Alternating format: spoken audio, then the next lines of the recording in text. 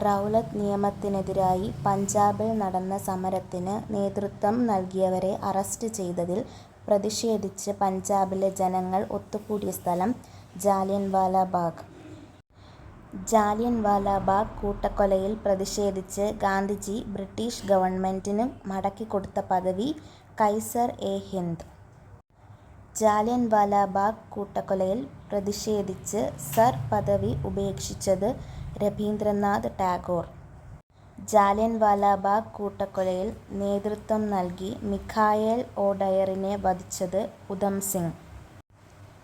ഉധം സിങ്ങിനെ വധശിക്ഷയ്ക്ക് വിധേയനാക്കിയത് 1940 ജൂലൈ 31. തുർക്കി കേന്ദ്രമായി ഭരണം നടത്തിയ ഉസ്മാനിയ സാമ്രാജ്യത്തിന്റെ ഭരണാധികാരി അറിയപ്പെട്ടിരിക്കുന്നത് ഖലീഫ. ലോക മുസ്ലിങ്ങളുടെ ആത്മീയ നേതാവ് ഖലീഫ. ഒന്നാം ലോകയുദ്ധത്തിൽ ഖലീഫയ്ക്ക് എതിരായ ബ്രിട്ടീഷ് നടപടികളിൽ പ്രതിഷേധിച്ച് രൂപംകൊണ്ട പ്രസ്ഥാനം ഖിലാഫത്ത് പ്രസ്ഥാനം.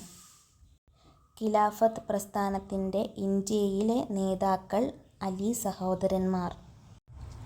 അലി സഹോദരന്മാർ എന്നറിയപ്പെടുന്നത് മൗലാന ഷൗക്കത്ത് അലി, മൗലാന മുഹമ്മദ് അലി.